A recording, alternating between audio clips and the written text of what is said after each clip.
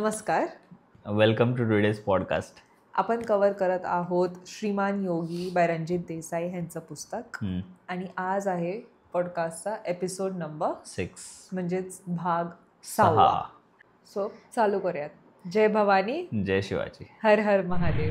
मागच्या चॅप्टरमध्ये तुला आठवतं आपण पाहिलं होतं जे राजांनी केलं होतं जेव्हा कल्याणमधनं खजिना चालला होता ते बरोबर करेक्ट, जेव्हा त्यांनी त्यांच्या क्वीनला जाऊन दिलं आणि he didn't behave like any Mughal, जसं मुघल वागत होते आपल्या राणी लोकांसोबत तसं त्यांनी काही बिहेव केलं नव्हतं. सो तो एंड होता, त्याच्यामध्ये जिजामाता खूप खुश झाले होते आणि त्यांनी सांगितलं की राजे आज तुम्ही खरे राजे म्हणून आला. सो हा इन्सिडेंट होतो आणि कल्याण भिवंडी कॅप्चर होतं आणि आता राजे पुन्हा पुरंदरला आलेले आहेत. ओके. सो इफ तुम्ही पाहिलं तर आता कल्याण भिवंडी म्हणजे सी साईड एरिया कॅप्चर झालेला आहे. लास्ट टाइम त्याच्या आधीच्या एपिसोडमध्ये पाहिलं की जावळी एरिया ही कॅप्चर झालेला आहे. महाबळेश्वरचे तेच महाबळेश्वर जावळी ते सेम. सो ते सगळं कॅप्चर झालेलं आहे. सो आता स्वराज्य खूप पसरलंय आणि स्वराज्य अशा प्रकारे पसरलंय की तो आता बॉर्डर पर्यंत गेलाय. जे अरेबियन सी आहे त्या बॉर्डर पर्यंत गेलेला आहे. सो मग आता राजे काय करतात, राजे बोलवतात आबाजी यांना आणि म्हणतात आबाजी जे युरोपियन्स म्हणजे जे फिरंगी आहेत ते बेस्ट फिरंगी या लोकांना बोलवा ज्यांना बोट्स बनवता येतात.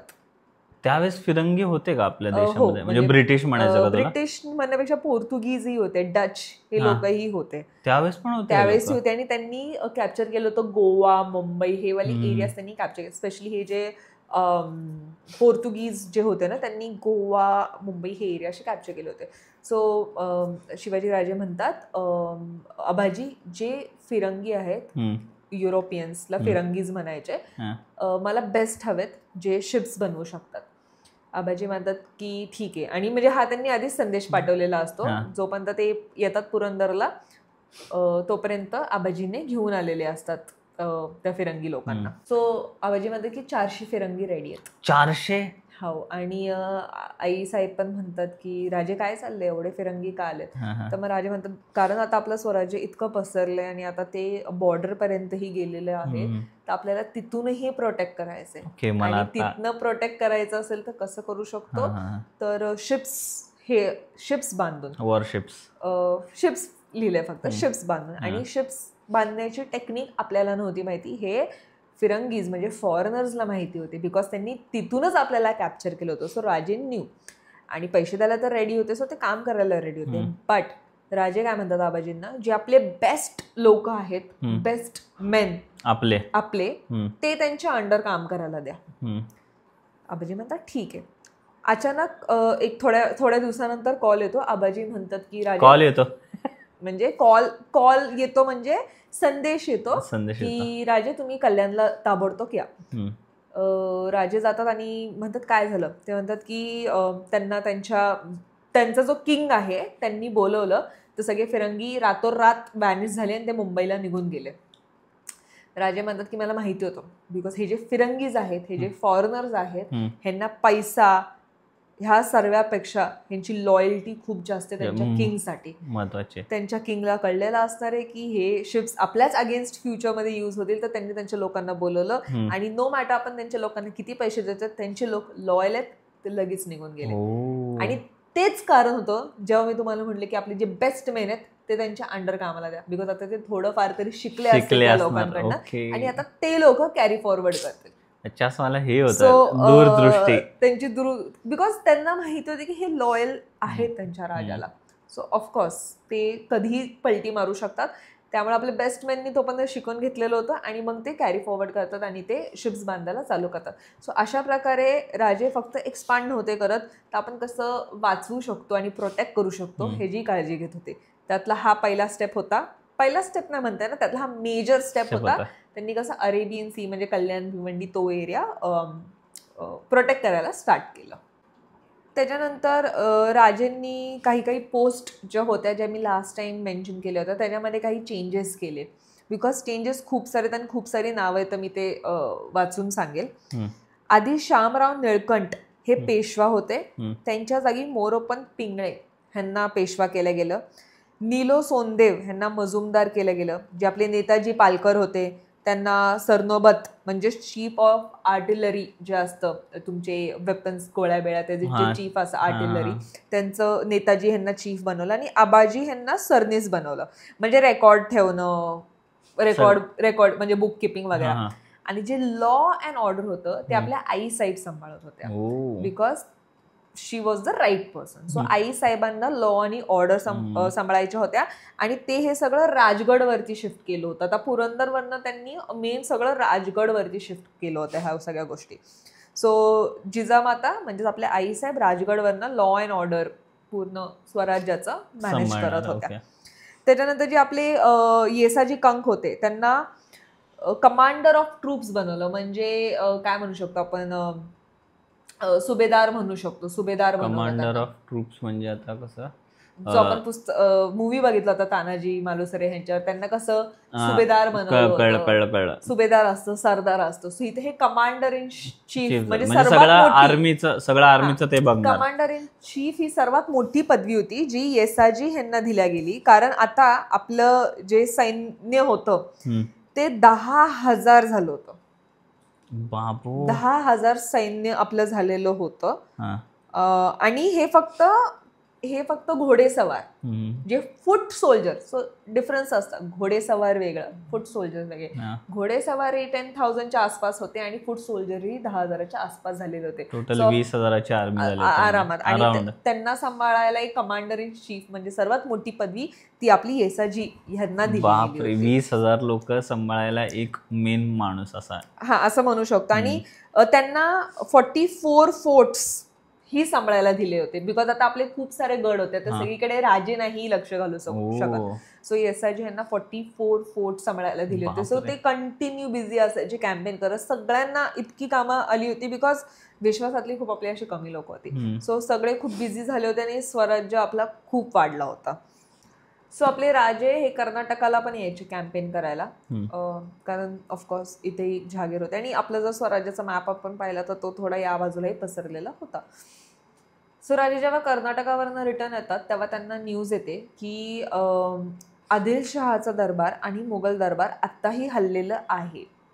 औरंगजेब म्हणजेच मुघलचा माणूस जो होता औरंगजेब, तो थोडा रेस्टलेस होत होता, कारण त्याच्या डोक्यात जुन्नर आणि अहमदनगरची जी लूट मारलेली होती ती त्याच्या अजूनही डोक्यात होती. आणि तो बुरहानपूर मध्ये होता आता, पण त्याला नॉर्थला जाणं भाग होतं बिकॉज त्यांच्या आतल्या आतच भांडणं चालू होते गादीसाठी.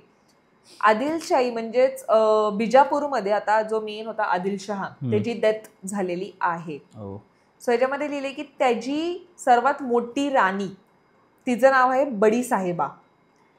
सो बडी साहेबाने काय केलं, तिला विक्टिमाइज व्हायचं होतं, विक्टिम कार्ड काइंड ऑफ एक प्ले करायचा होता. तर तिने तिचे जे मेन लोक होती त्यांना मारलं. आता ह्याच्यामध्ये असं लिहिलंय, मला नक्की कळत नाही असं का लिहिलंय, बट इथे लिहिले attempt to victimize her councillors and ministers. So तिला विक्टिमाइज करायचं होतं स्वतःच्या काउन्सिलर्स आणि मिनिस्टर्सला. त्याच्यामुळे तिने जे मेन होता एक फतेह खान, आठवतो फतेह खान एक मेन कॅरेक्टर होता, मी आधी सांगितलं, त्यालाही पॉइझन देऊन त्याची डेथ झाली होती. सो आता जर तुमचा एक मेन माणूस मेला तर ऑफकोर्स सगळे हलणार. आता आपली तर कोण आहे, मेन येसाजी आहेत कमांडर इन चीफ, जर त्यांना काय झालं तर पूर्ण आर्मी हलणार. तर फतेह खान मेल्यानंतर तेही हल्ले. सो राजांना ना हे सगळं न्यूज येत होते आणि त्यांना कळलं होतं कुठे ना कुठे की हे दोघं वीक आहेत, आपल्याला ह्याचाच फायदा घ्यायचा आहे आणि आपल्याला आत्ताच चान्स आहे आपण त्याच्यावरती स्ट्राईक करायचं. शहाजी महाराजांना खूप वेळा वॉर्निंग दिली होती की तुम्ही शिवाजी राजांना चेकमध्ये ठेवा, शिवाजी राजांना सांगून ठेवा, पण शहाजी राजे डायरेक्ट म्हणायचे की बघा माझा आणि त्यांचा काही संबंध नाहीये, ते त्यांच्या मनाने सगळं करतात, माझा आणि त्यांच्या म्हणजे हा आमचा काय असा टॉपिक झालेला नाहीये, ते त्यांच्या मनाने करतात. उलट मी तर म्हणतो की तुम्ही कोणाला तरी पाठवा त्यांच्यासोबत तिथं बोलायला. सो शहाजी राजे वाजले की मला काही सांगू नका, पण ते शिवाजी राजांना कधी बोलले नाही की तुम्ही असं करू नका म्हणून. He was very neutral. म्हणजे जसं मी बोलले की शहाजी राजे उलट त्यांनी सांगितले की तुम्ही एक असा कमांडर हे करा, पदवी द्या एका माणसाला, अशी कमांडरची पदवी द्या जो शिवाजी राजांच्या ऍडव्हान्सला किंवा डिफेन्सला काउंटर करेल. तेव्हा मग ते अफजल खान जो आहे, खान अफजल, त्यांना सुभेदारची पदवी दिल्या जाते. सो आता कसं बिजापूर शांत बसणार नाही. सो आणि मराठावरती डायरेक्टली वॉरवरती जाऊ शकत नाही, बिकॉज आता आपण आपलं स्वराज्य पसरलेलं आहे. पण जे छोटे छोटे होते ना, जसं आहे कुडळकर, सावंत जे होते कुडळचे, कुडळ एक एरिया आहे माहिती ना, तिकडचे सावंत होते, श्रिंगणापूरचे सुर्वे होते, असं गोवळेकर्स होते. हे सगळे असे वेगवेगळे होते. ते मराठामध्येही नव्हते, ते कुठेही नव्हते, ते त्यांच्या त्या पर्टिक्युलर जहागीरचे होते. मग हे काय करायला लागले बिजापूर, हे छोट्या छोट्या जहागीरवरती अटॅक करायला बघत होते की ते तरी आपल्याला भेटेल आणि छोटं छोटं करून आपण हळूहळू स्वराज्यामध्ये घुसतो, म्हणजे मोठे होऊ आपण आणि मग आपण मराठा ह्यांना डिफीट करू शकतो असं. तर काय होतं, ते प्लॅन करतात की जो एक आहे इथं रुस्तम जमान, आता मी ह्यांच्या नावावरती जास्त एम्फसाइज करणार नाही because I don't think so, म्हणजे जे रुस्तम जमान हे सगळे आहेत त्यांच्या नावावर मी जास्त एम्फसाइज करणार नाही. तर बडी साहेबा त्याला अपॉइंट करते की तू जाऊन कुडळ जो एरिया आहे त्याच्यावरती हमला कर सावंत ह्यांच्यावर. सावंत यांना जेव्हा ती न्यूज येते तेव्हा ते शिवाजी राजांकडे जातात की राजे तुम्ही आम्हाला मदत करा. आणि मग ऑफकोर्स मराठा त्यांची ट्रूप्स पाठवतात, लढाई होते आणि इट वॉज व्हेरी ऑब्विस की आपण मराठाच जिंकणार होतो. हो, म्हणजे आतापर्यंत आपण जेवढे फाईट्स केले ते जिंकलंच असं आहे. हा म्हणजे कारण होतं ना, ते रक्तात होतं ना त्यांच्या. आणि ऑफकोर्स जेव्हा आपण ते जिंकतो तेव्हा सावंत हे डिसाईड करतात की ठीक आहे आम्ही हात मिळवत आहोत मराठ्यांसोबत, आणि हे जेस्चर म्हणून ते पोंडा, PHONDA पोंडा गड जो आहे तो ते राजांना गिफ्ट करतात की ठीक आहे आत्तापासून आम्ही ऑफिशियली स्वराज्याचा भाग झालेलो आहोत. सो असे करून हे जे छोटे छोटे ट्रूप्स होते हे आपला स्वराज्याचा पण भाग बनत चाललेले होते. आणि त्याच्यानंतर जे गोवळेकर होते, गोवलेकर्स, तर ते पण स्वराज्यामध्ये गेले आणि त्यांनी काय केलं, राजांना एक तलवार भेट दिली जी युरोपियन्सनी बनवलेली होती. तर राजे म्हणतात बघा मी काय फुकटमध्ये तर म्हणजे असं फ्रीमध्ये तर मी नाही घेऊ शकत. सो ते त्यांना गिफ्ट रिटर्नमध्ये इथं लिहिलंय की 300 कॉइन्स वगैरे देतात आणि त्या तलवारीचं नाव भवानी असं ठेवतात, जी त्यांना गोवळेकर्स जी आहे त्यांच्याकडनं त्यांना जी तलवार भेटते ती युरोपियन्सनी बनवलेली असते, त्याचं नाव ते भवानी असं ठेवतात. सो या चॅप्टर किंवा या एका सेक्शनमध्ये आपण हे पाहिलं की कसे छोटी छोटी ट्रूप्स पण स्वराज्यामध्ये आले जेव्हा स्वराज्याने त्यांना मदत केली फाईट करायला अगेन्स्ट आदिलशाह म्हणजेच बिजापूर. बिजापूर थोडी हल्लेली आहे पण अफजल खान त्यांच्यामध्ये एक मेन माणूस आहे. आता हे सगळं चाललंय बिजापूरमध्ये. औरंगजेबचं काय, तर आता आपण तिथे येऊयात. सो आता काय होत असतं, बॅक टू बॅक मोहीम इतक्या होत असतात की राजेंची तब्येत थोडी आता खराब होत चाललेली असती. सो राजे रेस्ट करण्यासाठी हरिहरेश्वर या गडावर जातात, ते तिथं रेस्ट करतात, त्यांना थोडं बरं वाटतं आणि मग ते तिथनं राजगडला येतात. सो जे सगळ्या क्वीन्स म्हणजे त्यांच्या ज्या राणी होत्या त्या आपण सगळ्या पुणेवरनं राजगडला शिफ्ट होतात त्यांची काळजी घ्यायला, बिकॉज इतका त्यांना स्ट्रेस असतो की त्यांची तब्येत थोडी वीक होत चालली असते. पण ते रेस्ट घेतात हरिहरेश्वरला, ते राजगडला येतात आणि मग थोडं सगळं सेटल होऊन जातं. आता त्यांचा एज काय असेल पण राजांचा? आता तर संभाजी महाराज ज्या जन्माला आले ना, सो आणि थोडे मोठे झाले असेल, सो इतकं नसेल. आता काय होतं, औरंगजेब हा दिल्लीला चाललेला असतो कारण त्याला त्याच्याच वडिलांसोबत फाईट करायचं असतं फॉर द थ्रोन.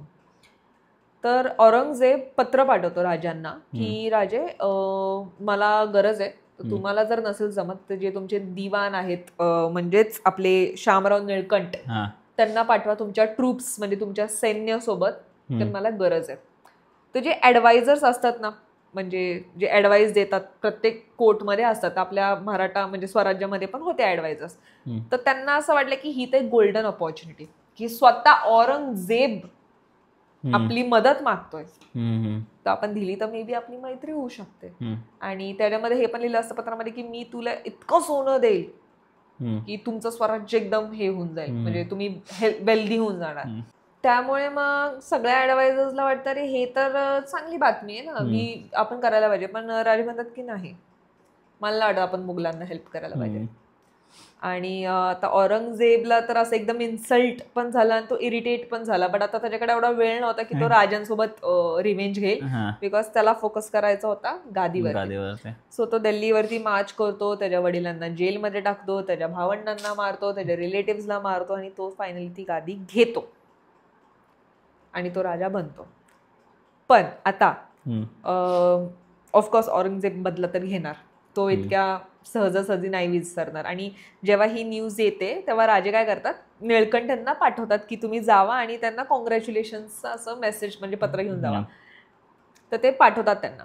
पण इतकं सगळं करून पण औरंगजेब तर काय माफ करणार नाही, बिकॉज ही इज अ कनिंग पॉलिटिशियन असं लिहिलंय ह्याच्यामध्ये, जो स्वतःच्या नातेवाईकांना नाही सोडू शकत, आपण कोण आहे, बापाला स्वतःला नाही सोडू शकत. तर आणि मग ते एकदा बसले असतात तर आईसाहेब म्हणतात काय झालं राजे कसलंय, तर ते म्हणतात की तेच औरंगजेब तर करणारच आहे, पण आता इथं बिजापूर पण शांत बसत नाहीये. तर मला असं ऐकण्यात आलेलं आहे की जो अफजल खान आहे, हु इज ऑल्सो सुभेदार ऑफ वाईचा सुभेदार, मेन बिजापूरचा सुभेदार, तो काय शांत बसणार नाहीये, तोही आपल्यावरती हमला करणार आहे. कधीही हमला तो करू शकतो आपल्यावरती. आपण जसं आता बघायचे कसं काय करतायत. आणि ह्या सगळ्याच्या व्यतिरिक्त त्यांना अजून एक टेन्शन असतं, बिकॉज जे सईबाई आहेत त्यांची तब्येत खूप आता बिघडत चालली आहे. जेव्हापासून संभाजी महाराजांचा जन्म झालेला असतो तेव्हापासून सईबाईंची तब्येत थोडी वीक असते आणि ती खचतच चालली असते त्यांची तब्येत. सो ते त्यांना प्रतापगडला पाठवतात थोडं वैद्य आणि त्यांची तब्येत सुधारावी म्हणून. सो आता तरी सईबाई ह्यांची तब्येत थोडी वीक आहे. सो आता बडी साहेबा तिच्या दरबारमध्ये बसली आहे आणि आदिलशहाचे जे कोणी आहेत तेच बडी साहेबा बिजापूरची जी आता क्वीन आहे आदिलशाह मेल्यानंतर, ती दरबारमध्ये बसली आणि तिला सहन नाही होते आता, कारण कल्याणचा लूट मारली आपण, सगळे त्यांचे गड आता आपण जिंकत चाललो, आणि एवढ्या वेळामध्ये काय केलं तर त्या आदिलशहाच्या ट्रूप्सने फक्त बघत बसले. सो आता तो फेमस जो पवाडा पण आपण ऐकत असतो सकाळचा, तो इन्सिडेंट आहे की ते बसलेले असतात त्यांच्या दरबारात आणि ट्रे असतो, तिथं पान ठेवलेलं असतं की जे कोणी ह्याच्यातलं पान उचलेल म्हणजे तो विडा उचलणार की ते राजांना मारणार असं. तर तिथं इथं नावं लिहिली की एबल कमांडर्स, म्हणजे खूप भारी भारी कमांडर्स होते त्यांच्यामध्ये, ज्यांचं नाव आहे अंकुश खान, रुस्तम जमान, याकूत खान, सिद्दी हिलाल. यांच्या व्यतिरिक्त अजून नाव आहेत जे आहेत बाजी घोरपडे, मामाजी भोसले, आदिलशहाच्या ह्याच्यामध्ये होते. आणि ते सगळ्यांनी मान खाली घातली होती. कोणीच नव्हतं की ज्यांना वाटत होतं की ते राजांना हरवू शकतं. तेवढ्यात येतो अफजल खान आणि तो म्हणतो की कशासाठी आहे हा वेडा. तर तिथनं बडी साहेबा म्हणते राजे, म्हणजे ती तर त्याच्या टोनमध्ये म्हणते अशी शिवाजी, पण आपण नाही बोलू शकत, की जे राजांना मारणार त्याच्यासाठी. तर अफजल खान म्हणतो बस एवढंच, मी उचलतो विडा. तो विडा उचलतो आणि एक तलवार असते जी अशी डाग म्हणजे अशी एकदम सजलेली असते, ती बडी साहेबा त्याला गिफ्ट करते. आणि तर तो ही मोहीम घेतो बेसिकली. मग अफजल खान सोबत ह्या मोहीमला असतो त्याचा एक मुलगा फजल खान आणि त्याचे अजून 2 धाकटे मुलं असतात त्याच्यासोबत. आणि ऑफकोर्स त्याची ट्रूप्स वगैरे सगळे हत्ती, कॅनॉन म्हणजे तोफ वगैरे हे सगळे घेऊन चाललेले असतात. आणि ते निघतात बिजापूरमधनं आणि ते लगेच एक ब्रेक घेऊन पॉज घेतात. आणि तिथं जे मेडिएटर असतो, मेडिएटर ह्यांचं नाव आहे कृष्णाजी भास्कर. कृष्णाजी भास्कर हे मेडिएटर आहेत. तर मेडिएटर म्हणजे ते काय म्हणतात त्याला, संदेश पाठवण्यासाठी असतात. तर ते थांबतात आणि प्लॅन बनवत असतो आता अफजल खान इथे की आपण कसं जायचं. सो अफजल खान म्हणते की मला शॉर्ट रूट नकोय, मला लॉंग रूट हवाय, म्हणजे मला तुळजापूर, पंढरपूर आणि वाई इथनं जायचंय. तर कृष्णाजी भास्कर म्हणतात असं का. तो म्हणतो कारण आता पावसाळा येणार आहे आणि पंढरपूर थोडं ड्राय असतं, त्याच्यामुळे मला त्या एरियाने जायचं. आणि ते निघतात तिथनं. सो ते पहिला स्टॉप घेतात तुळजापूरला. तुळजापूरला जसं ते येतात तर म्हणजे तिथे थांबतात. तर कृष्णाजी भास्कर म्हणतात काय झालं, आपल्याला पुढे जायचं आहे ना. तर अफजल खान म्हणतो की हेच आहे का ते ठिकाण जे तुमच्या राजांना खूप आवडतं, ती देवी काय नाव काय असं. तर कृष्णाजी भास्कर म्हणतात तुळजापूरची भवानी. तर ते म्हणतात हां ती आवडीची देवी आहे ना तुमच्या राजांची. तर कृष्णाजी भास्कर ह्यांना कळतं की आता काय चाललंय ह्याच्या मनात अफजल खानच्या. तर तो म्हणतो की असं करू नका, जे तुमच्या ह्याच्यामध्ये हिंदू पण होते ना त्यांच्या ट्रूप्समध्ये कमांडर्स, त्यांना पण नाही आवडणार, ते पण डिमोटिवेट होतील, तर तुम्ही असं करू नका. तर म्हणतात नाही हे काफिर आहेत ना, मी ह्यांना मारणार. आणि बिकॉज ऑफकोर्स त्यांच्या धर्मात आयडलिझम नसतं. आणि आपल्याला माहितीये जेव्हा आपण हम्पीला पण गेलो होतो की कशी आपले मंदिरं वगैरे तोडल्या गेलेली होती. अफजल खाननी ह्याच्यामध्ये हेही सांगितले की मी जेव्हा वाईमध्ये सुभेदार होतो तेव्हा माझ्याकडनं एकच चुकी झाली की मी मंदिरं तोडली नाही, पण आता मी ती चूक पुन्हा नाही करणार, मी मंदिरं तोडणार. आणि जे भवानी मातेचं मंदिर आहे जे राजांना खूप प्रिय आहे हे सगळ्यांना माहिती होतं. अफजल खान जातो त्या मूर्तीसमोर उभं राहतो आणि म्हणतो आहे ना पॉवर्स, दाखव मला पॉवर्स असं, आणि मूर्तीला असं तोडतो.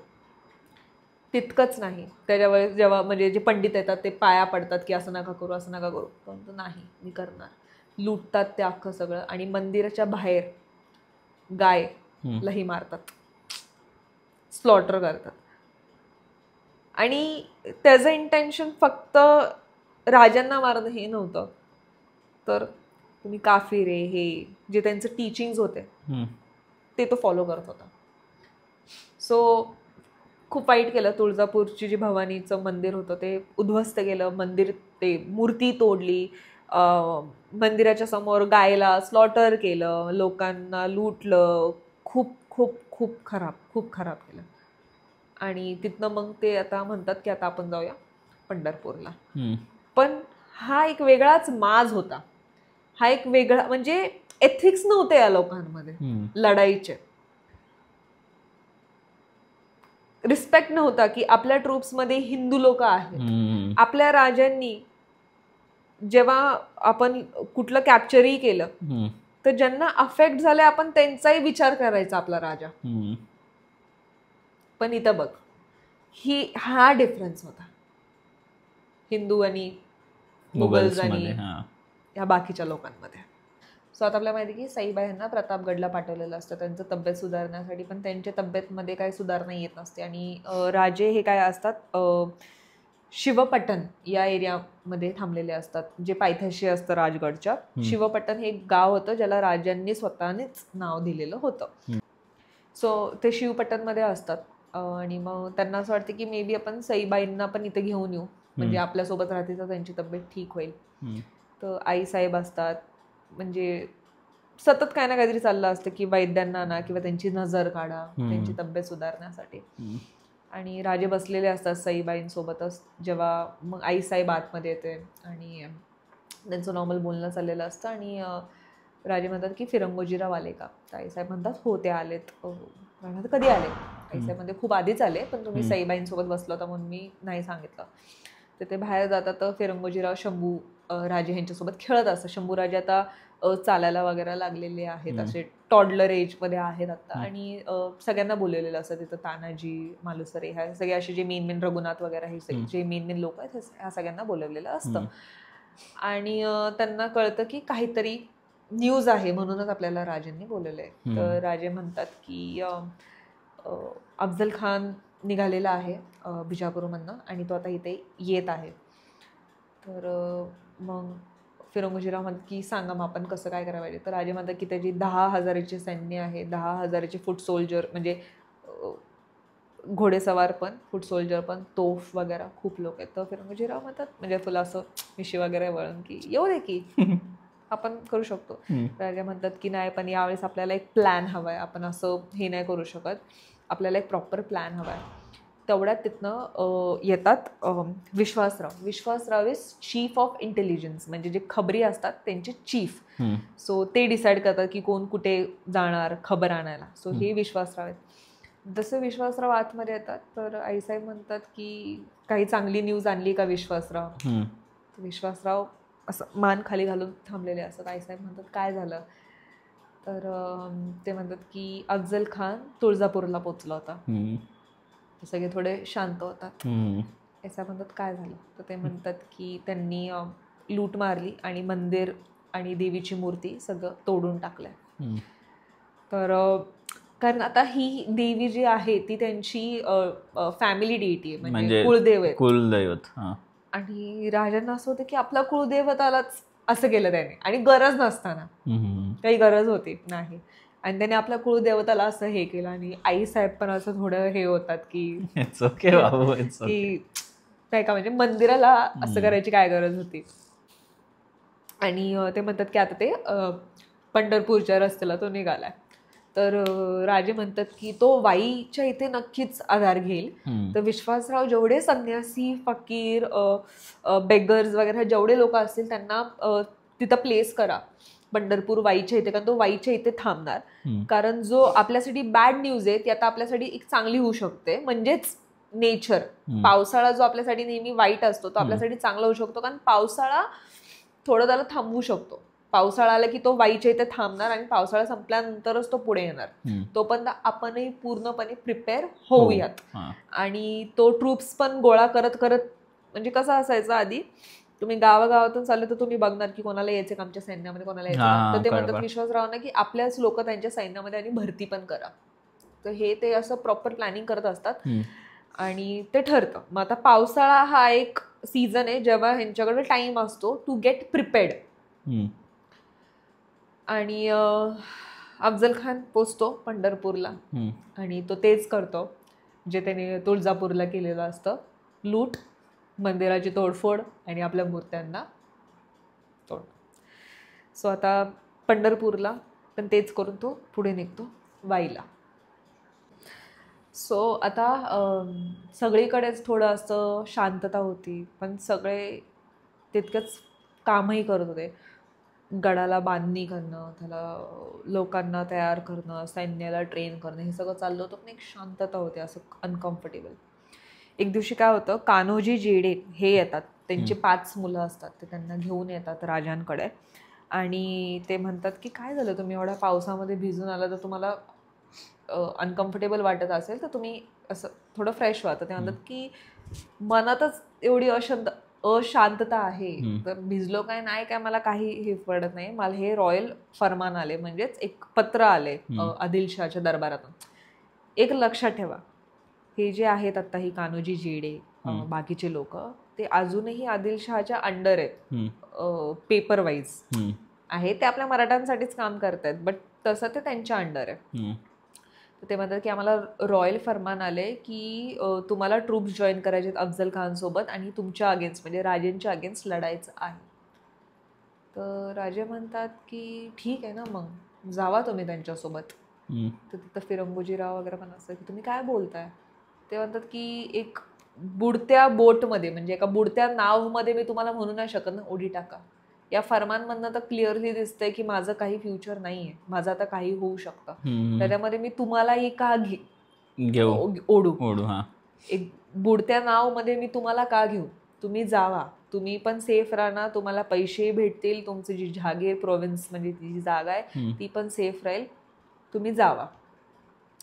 तर ते म्हणतात नाही राजे, तुम्ही असं कसं बोलू शकता, म्हणजे कसं शक्य आहे, आम्ही देवाला घाबरतो, देव आहे, देव बघतोय. तर राजे मग काही नावं घेतात आणि मला ती नाव घ्यायची आहेत. राजे म्हणतात की जे खांडोजी खोपडे आहेत, जगदाळे देशमुख आहे, उत्तरवळीकर जे आहेत, किंवा त्यांनी ऑलरेडी जे होते इथे काम करत होते मराठ्यांसोबत, त्यांनीही खान सोबत, त्यांना पण शाही फरमान आला आणि त्यांनी डिसाईड केलं की आम्हाला जायचंय खान सोबत. आणि तुम्ही म्हणताय की देव आहे वरती आणि ते बघतोय, जर हे खरं असतं, म्हणजे ते असं इमोशनल वे मध्ये म्हणतात, तर जे आहेत बाजी घोरपडे, पंढारे नाईक, कल्याणजी यादव, घाटके, प्रतापराव मोरे आणि माझे स्वतःचे स्टेप अंकल म्हणजे सावत्र काका बांबाजीराव भोसले, ह्यांना फरक नसता पडला. ते लोक आपले मंदिरं उद्ध्वस्त करतायत, विठ्ठलाची मूर्ती तोडतायत, भवानी मातेचं मंदिर लुटतायत, मारतायत, गायांना मारतायत, आपल्या हिंदू लोकांना त्रास देत आहेत. एवढं करून पण आपले हिंदू लोक त्यांना साथ देत आहेत. त्यांना नाही वाटत की देव बघतोय, त्यांना नाही भीती वाटत आहे. आणि मला माहिती की आता हळूहळू करून लोक मला सोडत चालले, तर मे बी नाही आता माझं काही फ्युचर. सगळेच मला म्हणत होते की हे चाइल्डिश, म्हणजे एक बालिश ड्रीम आहे आणि मी हे नव्हतं परस्यू करायला पाहिजे. पण आता बुडती नावे, तुम्ही ह्याच्यामध्ये येऊ नका, तुम्ही जावा, तुम्ही सेफ राहावा, तुम्ही तुमचा जीव वाचवा, तुमच्या पोराबाळांचा, तुमचं जे जागा आहे त्याचा तुम्हाला ते भेटेल, पैसे पण भेटेल. तर कान्होजी जेडे, फिरंगोजीराव हे जे बाकीचे लोक असतात ते म्हणतात की राजे, आम्ही आता असे मराठा झालोय ना की आम्हाला फरक नाही पडत, आम्हाला काहीच नकोय, आम्हाला फक्त तुमच्यासोबत राहायचं. मग गेलो असं. आणि ते राजांच्या पाया पडतात, म्हणजे राजांच्या पायामध्ये पडतात की तुम्ही आम्हाला असं ढकलू नका, तुम्ही जास्त लांब करू नका. आणि मग राजे त्यांना असं उचलतात आणि मिठी मारतात आणि म्हणतात की कसं आहे, आता मी तर नाही म्हणू शकत ना की नाही तुम्ही माझ्याच बाजूने लढा, तुम्हाला अफजल खाननी किती फरमान पाठवले, पण माझं काम आहे शेवटी की तुम्हाला जायचं तर जावं, तुमच्यासाठी ते डिसिजन सोपं करणं, मी ते करत होतो, पण तुम्हाला माझ्यासोबत राहायचंय, मी खूप खुश आहे, आपण या तुम्ही, असं म्हणजे राहूया आपण सोबत. तोपर्यंत इथे अफजल खाननी जे बजाजी आहेत, जे रिकन्वर्ट केले होते हिंदूमध्ये, त्याला पकडतात आणि त्याला शिक्षा म्हणून म्हणतात की ह्याला हत्तीच्या पायाखाली द्या. जेव्हा ही न्यूज येते, कारण आता सखूबाई ही त्यांच्या फॅमिलीची एक मेंबर झाली, तर ह्यांना सगळ्यांना धक्का बसतो. आणि सईबाईंची तब्येत, म्हणजेच बाजाजी निंबाळकर यांची जी सख्खी बहीण आहे, शिवाजीराजेंची बायको, त्यांची तब्येत ऑलरेडी खराब होत चालली. जेव्हा त्यांना ही न्यूज भेटते त्यांची तब्येत अजून खराब होते, आणि सखूबाई पण आहे ह्या सगळ्यामध्ये की तिच्यासोबत असं काय व्हायला नको. तर शिवाजीराजे त्यांना प्रॉमिस करतात की नाही, बाजाजी ह्यांना काही होणार नाही, तुम्ही फक्त रडू नका, तुमची तब्येत सांभाळा. मग ते काय करतात, बिकॉज नाव शहाजी राजे अजूनही आहेत आदिलशहाच्या चांगल्या फेवरमध्ये, तर शिवाजीराजे कन्व्हिन्स करतात की तुम्ही काहीतरी करा, वडिलांना म्हणतात. आणि शहाजी महाराज जे आहेत, राजे जे आहेत, ते पाठवतात एक मीडिएटर, ते सॉल्व्ह करतात आणि अफजल खान अग्री करतो बाजाजी निंबाळकर यांना सोडायला, पण बदल्यामध्ये तो 60,000 कॉइन्स घेतो. आणि पण राजांना त्याचं पडलेलं असतं, कारण त्यांनी जे प्रॉमिस केलेलं असतं, एक वचन दिलेलं असतं सईबाई, त्यांना ते पार पाडायचं असतं, आणि ते बाजाजी यांना सोडवतात. पण आता हे सगळं खूप इमोशनल होत चाललंय, कारण राजेंची साथ खूप लोक सोडत आहेत, आपलेच मराठी लोक, म्हणजे तिथं सतत आपला अपमान केला जातोय, पण तरीही लोक साथ देत नाहीये. म्हणजे विचार करणं, जर कुणी बज झालंच नसतं की नाही आम्ही राजांची साथ सोडणारच नाही, तर राजे किती स्ट्रॉंग असले असते. पण स्वतःला वाचवण्यासाठी आणि पैशासाठी लोकांनी लॉयल्टी हे केली. मंदिरांना तोडतात, तोडू दे, आम्हाला काय पैसे भेटलेच मतलब. सो ह्याच्यातून दिसते की राजे किती एकटेही पडले होते, पण काही लोक होते जसे कान्होजी जेडे झाले, फिरंगोजीराव झाले, तानाजी मालुसरे, येसाजी, ह्यांनी त्यांचा साथ नाही सोडला. राजगडमध्ये रोज वेगवेगळे सरदार यायचे, म्हणजे न्यूज घेऊन की हे तयार आहे, ते तयार आहे, राजे ते तयार आहे. सो बाजीप्रभू देशपांडे जे होते त्यांना राजांनी एक स्पेशल टास्क दिलं होतं, जे मोहनगड आहे त्याला स्ट्रॉंग करायचं होतं. तर बाजीप्रभू देशपांडे आले न्यूज घेऊन की राजे गड रेडी आहे.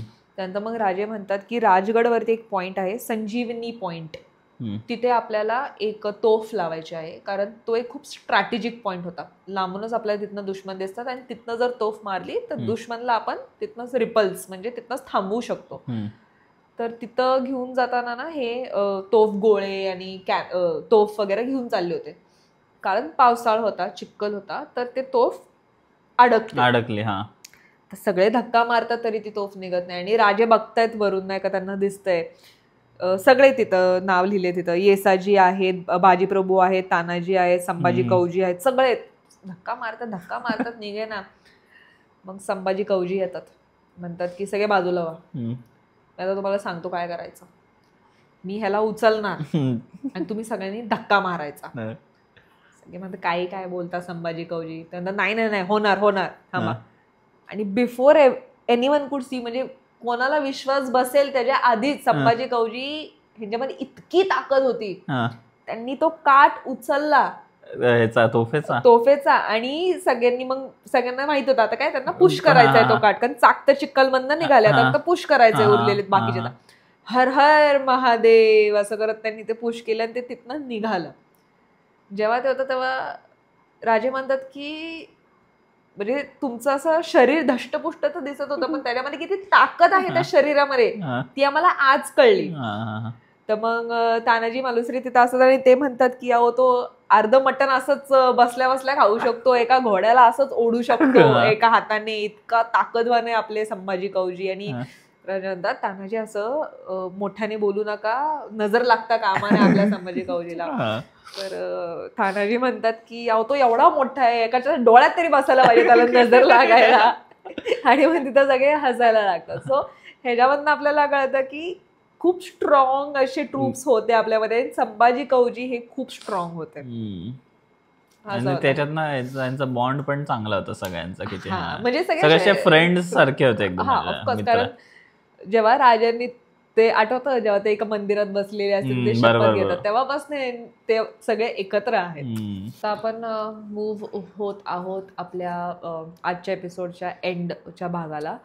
सो आता काय होतं, राजे राजगडवरनं शिवपटन आणि राजगड तर आता रेडी झाले, त्याला बांधणी वगैरे छान केली होती. सो आता राजे म्हणतात की मी आता जावळी एरियामध्ये जातो, कारण महाबळेश्वरचा एरिया आपला, प्रतापगड जिथं असतो त्या बाजूला जातो. बिकॉज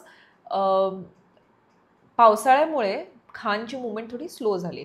जोपर्यंत तो वाईला येत नाही, मी जावळी प्रतापगड तिथे एक चक्कर मारून येतो आणि बघून येतो की कसं काय फोर्ट तो रेडी आहे का नाही, बिकॉज तो एक की फोर्ट होता आपल्यासाठी. सो राजे डिसाईड करतात की आता त्यांना जावळीला जायला पाहिजे, प्रतापगडला. तर ते आईसाहेबांना म्हणतात की मी जातो. तर आईसाहेब म्हणतात की तुम्ही नका जाऊ, आम्हाला काळजी वाटते. कसं म्हणजे नाही का, कसं जाणार तुम्ही तिथं असेल, आम्हाला आमचं इथं मन शांत नाही राहणार.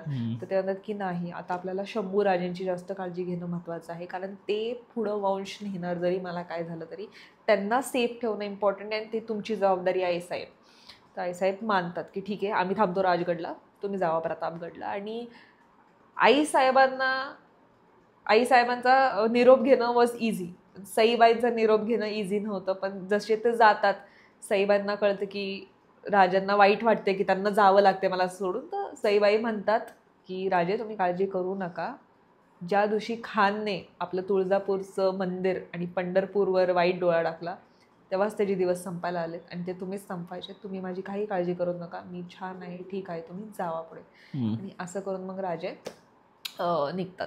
जेव्हा राजे तिथं जातात, पाऊस खूप जोरात असतो, पावसात भिजत पण चाललेलं असतात. तर ते प्रत्येक गावाला असं व्हिजिट देत देत जातात आणि कल्याणवरनं गोळे तोफ वगैरे आलेलं असतं. ते काय करतात, प्रतापगडमध्ये एक स्ट्रॅटेजिक पॉईंट असतो तिथे पण, तिथं पॉईंट पोझिशनचं नाव नाही दिले जसं मागच्या ह्याच्यामध्ये दिलं होतं. तर प्रतापगडमध्ये ते फिट करतात तोफ आणि तोफगोळ्यांना, बिकॉज प्रतापगडवरनं वाई असं एकदम छोटं विलेज म्हणून दिसत होतं, तिथनं एकदम परफेक्ट होतो. सो ते एकदम स्ट्रॅटेजिक पॉईंटमध्ये ते सगळं रेडी करून ठेवतात. आणि काय होतं, त्यांना माहिती होते की खान हा वाईमध्ये कॅम्प करणार, बिकॉज तो तिकडचा सुभेदार आहे. सो डेफिनेटली त्यासाठी तो सेफ स्पॉट आहे. आणि प्रतापगडवरती आता चढणं थोडं अवघड आहे, कारण पावसाळा आता थोडा संपत आलेला होता, सगळीकडे असं हिरवळ वगैरे झालेली होती. आणि वी ऑल नो की जावळी एरिया किती इम्पॉर्टंट आहे, का तिथं घुसणं थोडं अवघड आहे. सो प्रतापगड इम्पॉर्टंट आहे. राजे डिसाईड करते की मी आता प्रतापगडवरतीच थांबतो, कारण त्याला वरती तर येता येणार नाही अफजल खानला, आणि आपल्याला इथनं वाई तर इझिली दिसतं. हे सगळं होत असताना औरंगजेब जो आहे तिथं त्याचं काय असतं ते कॉरोनेशन सेरेमनी जे असतं, म्हणजे राज्याभिषेक त्यांच्यातला तो चालू असतो. आणि तो तसा पॉलिटिशियन असतो, जसं आधी राजांनी सांगितलं, ही इज अ कनिंग पॉलिटिशियन, म्हणजे चतुर, चाप्टर नाही चाप्टर. तर तो राजांना इन्व्हिटेशन पाठवतो की या माझा राज्याभिषेक आहे, आम्हाला आवडेल तुम्ही गेस्ट म्हणून आला तर, असं. बिकॉज त्यांना सगळ्यांना दाखवायचं की मी तर छान राहतो, मी तर सगळ्यांसोबत चांगलं राहतो असं. आणि काय होतं, बिकॉज प्लॅन असा असतो राजाचा की प्रतापगडला थांबायचं, पण त्यांना न्यूज येते राजगडवरनं की तुम्ही अर्जंटली रिटर्न या राजगडला, कारण सईबाई यांची तब्येत आता खूपच खराब झालेली आहे. सो जसं राजे पोचतात, फिरंगुजीराव तिथे उभे असतात आणि राजे म्हणतात काय झालं, तब्येत बरी आहे? तर फिरंगुजीराव म्हणतात नाही, त्यांची तब्येत वीक होतच चालली आहे. पोचल्या आईसाहेब असतात ते त्यांच्या पाया पडतात आणि आईसाहेब रडायला लागतात की मला कळत नाही मी काय करू, मी सगळे नवस केले, देवाला नाही ती मागणी टाकली, मी तर देवाला हेही म्हणते की तू माझा जीव घे आणि माझं आयुष्य त्यांना दे, पण त्यांना नीट कर. आणि राजे म्हणतात की असं नसतं, देव वेगळ्या, म्हणजे गॉड वर्क्स इन अ मिरॅक्युलस वे, म्हणजे नाही सांगू शकत, काही होऊ शकतं, छानही होऊ शकतं, तुम्ही असं नका बोलू, असं वाईट नका बोलू.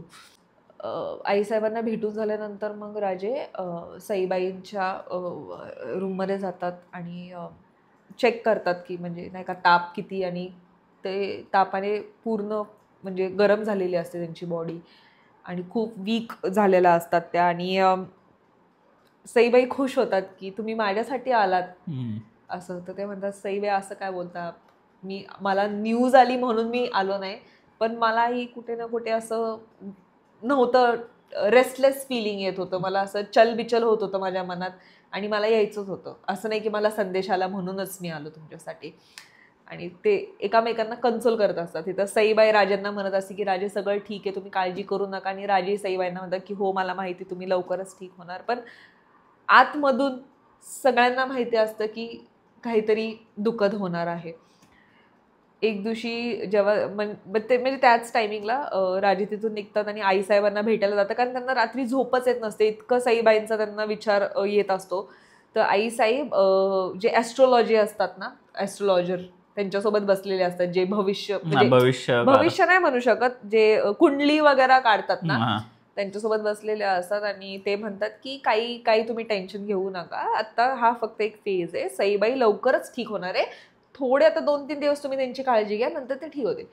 हे ऐकल्यानंतर राजे आणि माता म्हणजे आईसाहेब थोडं त्यांना शांतता मिळते मनाला की ठीक आहे, थोडाच दिवस आहे, काय नाही होणार असं.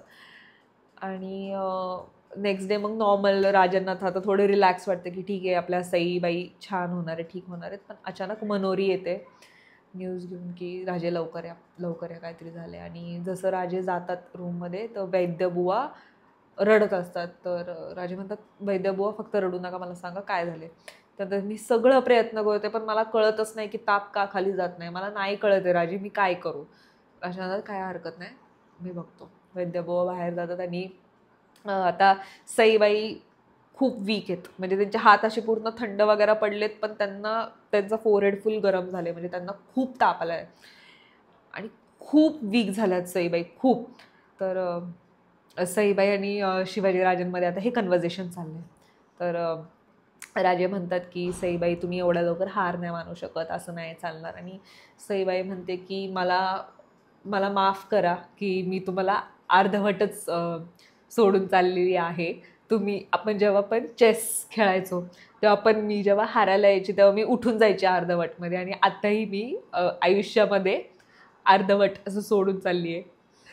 आणि शंभूराजी जन्माला आले आणि त्यांनाही मी कट करायचं का थोडं.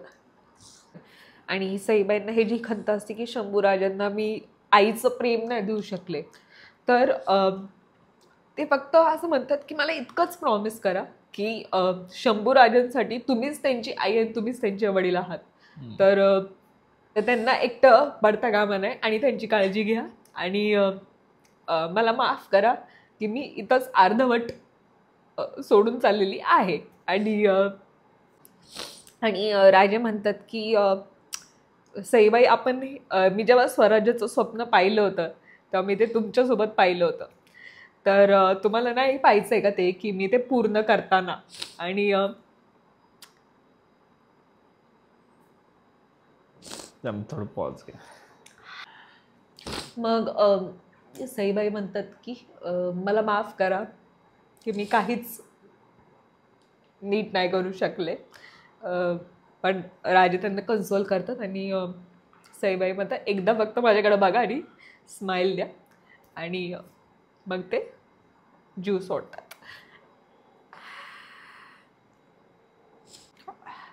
तर गडावरती सगळे दुःखीच असतात. आणि जेव्हा त्यांची सगळी विधी वगैरे होती, राजे त्यांच्या रूममध्ये असतात आणि त्यांना ना असा पैंजणचा आवाज येतो आणि खूप असं सारखं वारं येत असतं आणि पैंजणचा आवाज येतो आणि त्यांना ना सईबाईचा भास होत असतो.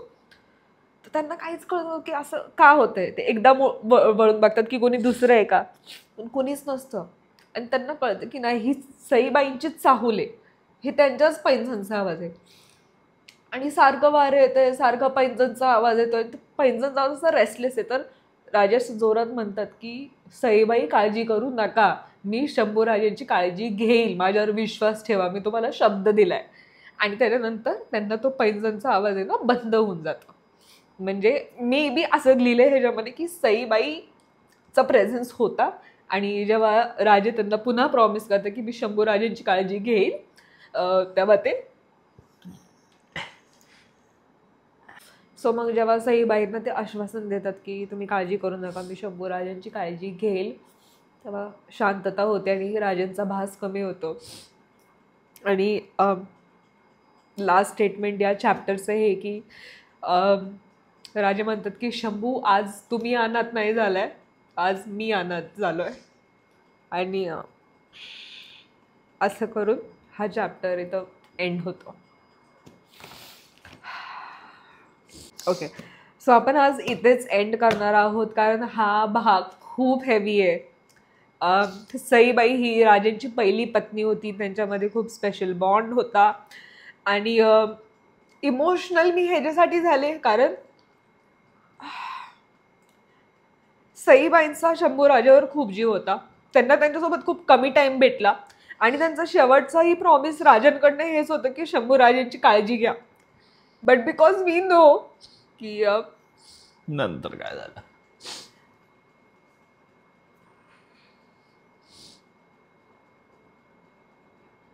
बट बिकॉज वी नो की नंतर आपण पाहिलं शंभू राजांना किती त्रास दिला होता, तर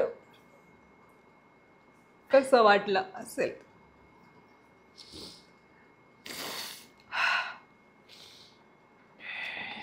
ठीक आहे, ऑल राईट. ओके, सो आपण हा चॅप्टर आज इथेच एंड करू बिकॉज हा खूप इमोशनल आहे आणि खूप हेवी आहे. आणि आय थिंक तितकंच. जय भवानी, जय Shivaji. Thank you for watching. Thank you for watching.